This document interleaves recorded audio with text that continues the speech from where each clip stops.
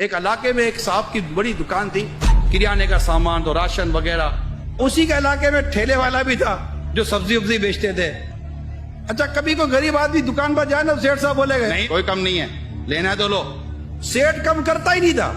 اچھا یہ ٹھیلے پر جائے تو ٹھیلے والا 5 روپے ڈسکاؤنٹ دے دے، ٹھیلے والا 10 روپے ڈسکاؤنٹ دے دے. لوگ یار اتنا بڑا سیٹ ہے 1 روپیہ کم نہیں کرتا. یہ غریبوں کو دیکھو ٹھیلے لگاتے 5 10 روپے کا ڈسکاؤنٹ یہ دے دیتے ہیں. سیٹ کا انتقال ہو گیا.